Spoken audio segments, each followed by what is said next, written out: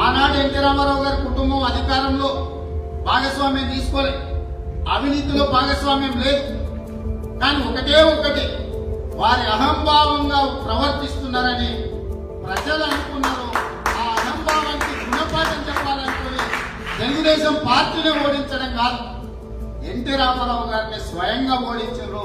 ఈ తెలంగాణ రాష్ట్రంలో నందమూరి తారక రామారావు గారికి అభిమానులు ఉన్నారు, నారా చంద్రబాబు నాయుడు గారికి సహచరులు అనుచరులు ఉన్నారు. గుడి కట్టండి, బలిదేవత అని చెప్పి ఆమెకు బిరుదు ఇవ్వండి, అప్పుడు సరిగ్గా సరిపోతుంది. ఆమె నైజానికి, ఆమె చేసిన నీచమైన పనులకు 1000 మందిని బలి తీసుకున్నందుకు ఈ పార్టీ వాళ్ళు చేసే పనులు కూడా తెలంగాణ ప్రజలకు కళ్ళ కట్టినట్టుగా ఉంటది. 60 ఏళ్ల పోరాటాన్ని 1200 మంది బిడ్డల త్యాగాన్ని గుర్తించి తల్లి సోనియమ్మ తెలంగాణ రాష్ట్రం ఇచ్చింది. తెలంగాణ రాష్ట్రాన్ని ఇచ్చిన తల్లి సోనియమ్మ.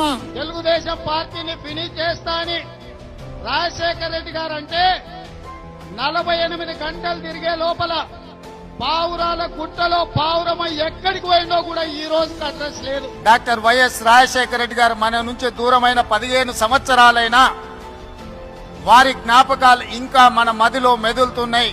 వారిని శాశ్వతంగా మనం గుర్తు పెట్టుకున్నాము అంటే వారు నాయకుడుగా, సంక్షేమ సృష్టికర్తగా, అభివృద్ధి రాష్ట్రంగా నాడు ఉమ్మడి ఆంధ్రప్రదేశ్ను తీర్చిదిద్దడమే కాకుండా